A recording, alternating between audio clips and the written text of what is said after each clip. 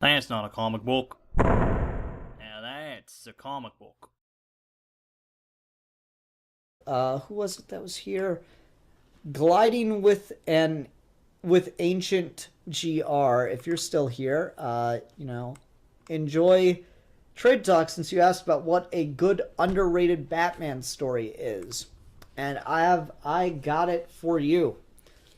This is called Batman Two Faces. This is an Elseworlds that came out in 1998. And I absolutely love this story. I think this is a great Batman story that no one pays attention to. I've never heard anyone else talk about this, and I love it. What initially got me about this is this was when I was first getting into comics, when I was first collecting, that I came across this at my local store in the back issues, and I instantly bought it because I was like, oh, if it's got a cool cover, I'll buy it. That was just my thing. If it's got a cool cover, I will buy it. And this remains to this day one of, if not my favorite Batman covers of all time. I adore the cover to this comic book. Who did the cover? Doesn't give a cover credit. I'm gonna assume it's Anthony Williams since he's doing the art. So this whole it's not quite, but it's definitely aping on the imagery of a yin yang with Joker and Batman's face, and then you got two faces as the title, and you got the coin over here on the side with the DC logo. I thought it was pretty great. I like that this functions. It's readable both directions, and it's a really cool juxtaposition. This perfectly captures who Batman and the Joker are to me. They really are, the metaphors used for them, I do feel fit really well. They're two sides of the same coin. They are a duality. They are the yin and the yang. I think it's great. So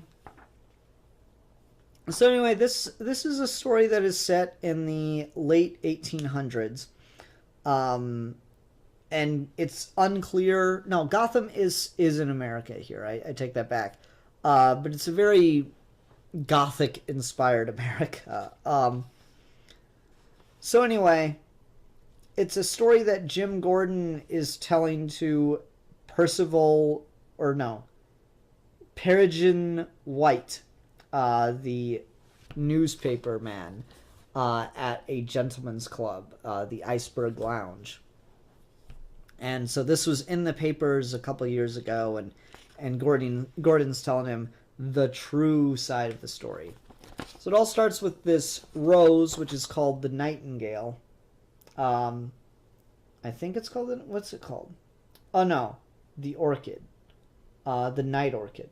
The twilight orchid, sorry.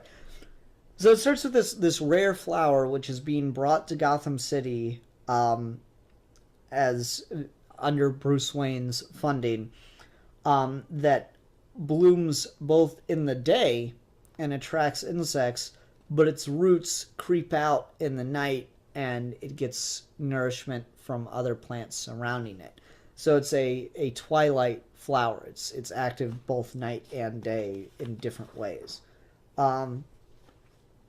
So they get it, and there's also talk of the criminal at large, Two-Face, who is, of course, Harvey Dent, and was at one time friends with Bruce Wayne.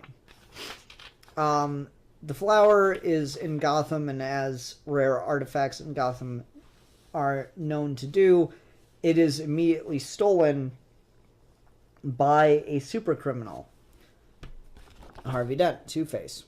I love the idea of Harvey Dent stealing something with a Zeppelin. That's cool. Anyway, it's stolen,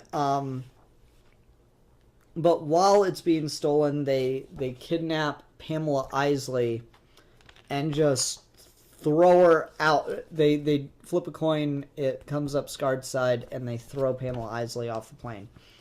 This version of Bruce Wayne is unique, however, in that he is not physically much to speak of. He tries at first to fight Two-Face when he shows up, but he just gets kind of immediately kicked down, and then he tries to climb up the Zeppelin and give chase, but he can't hold on and falls. So Pamela Isley is killed, and Bruce Wayne blames himself. So he sets himself in his work, and he has the remnants of the Twilight Orchid since Pamela Isley grabbed it as she fell. And he admits to Alfred that the reason he funded getting it here was because he was sure that he could create a serum from the flower that would tame the duality within Two-Face. And he just needed to be able to have access to the flower. So now he's got the dead flower, and he's working night and day creating the serum, which he takes.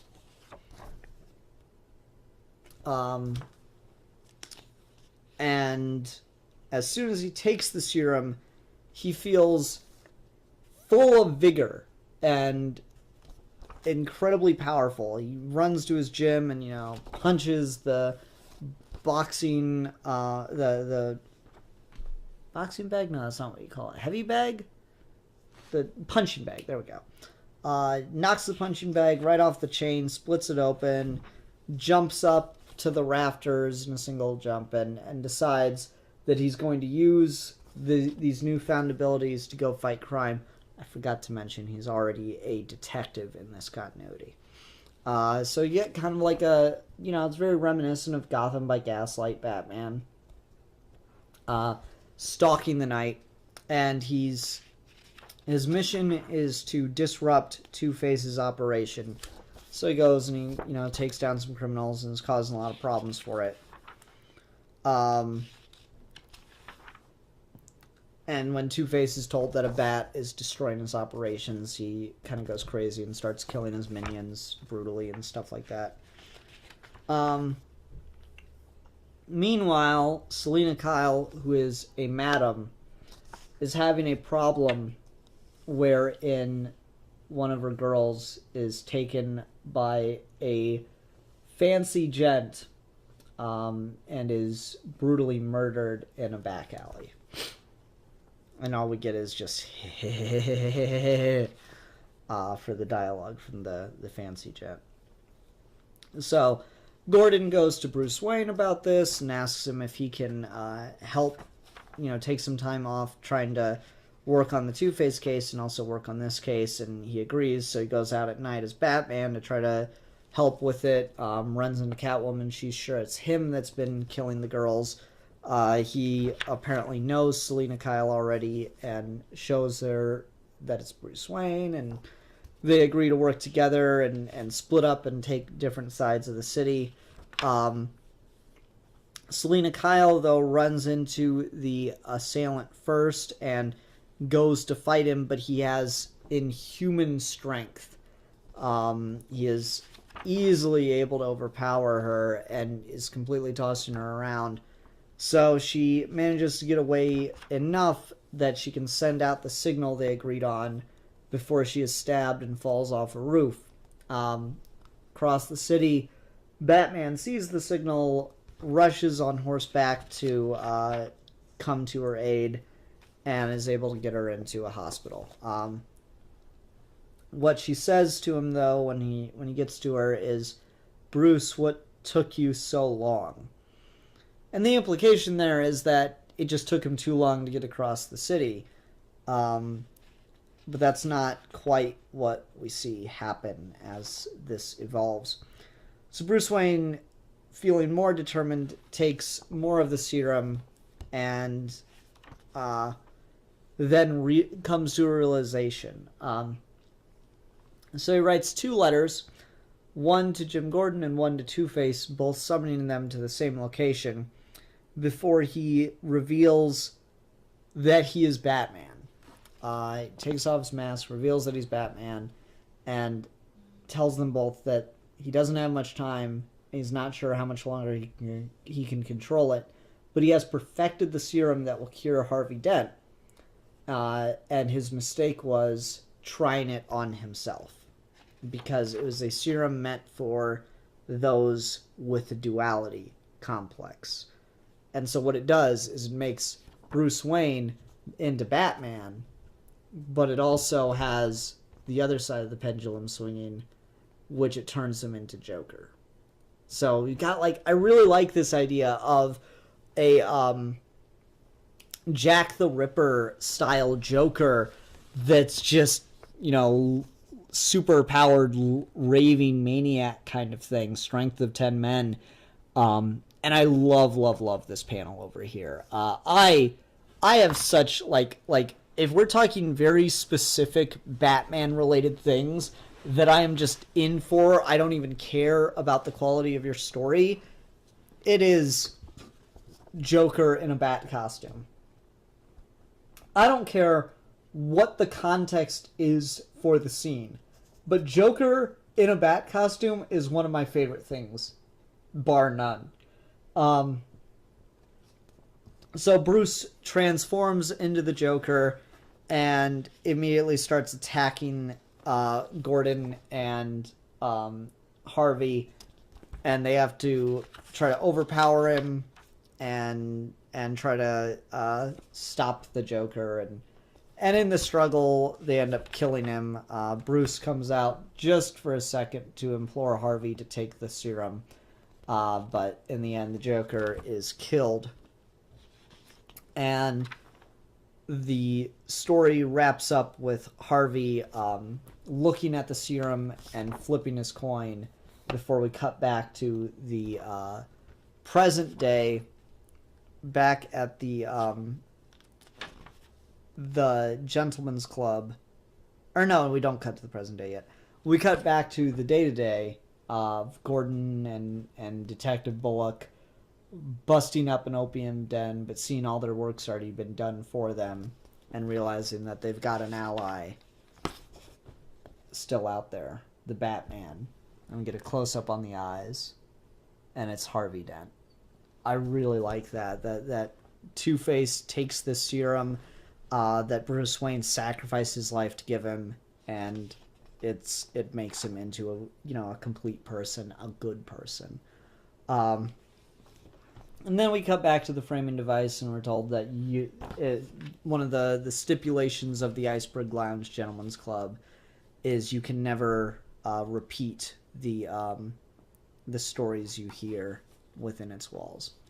So this is just a really, really cool story. This is a really fun Elseworlds story, and it's really, really interesting, and it's through the roof with its thematics.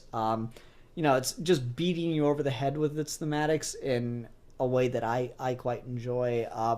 You have the Twilight Orchid, which has a duality. You have Harvey Dent, Two-Face, which is a character all about duality.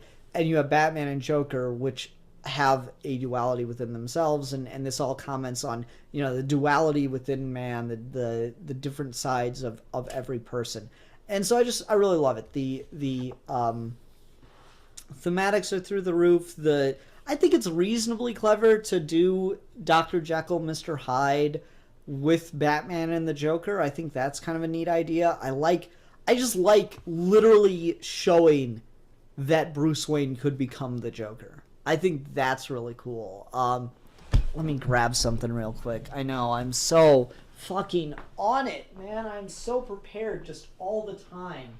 I'm never ever not prepared for doing these comic reviews, and the best part is I don't even have the book on that shelf, so let me go check another shelf real quick, where again I'm less prepared.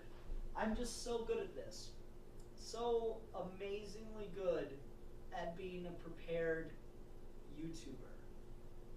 I don't have it at all. I don't have it out anywhere. It must be hidden away somewhere. The book Batman and Philosophy, though, I'm sure people have heard of that, talks about this particular comic when it addresses the question of whether or not Batman and the Joker are the same person. And they handle that question just like garbage. They don't even answer the question in the way that it's meant. They answer the question in the most dipshit way possible. But they do address this story in it, which is something I always thought was kind of neat. I highly recommend this as a Batman fan, as a Joker fan. I think this is a great story. I think it is a lot of fun. Written by Dan Abnett and Andy Lanning. Dan Abnett is writing the current run on Aquaman that I'm reading right now, so that's kind of cool. Great little forgotten gem. I recommend it wholeheartedly. All right, but that will do it for this episode of Trade Talk. So everyone, thank you very much for watching. Until next time, bye. That's not a comic book. Now that's a comic book.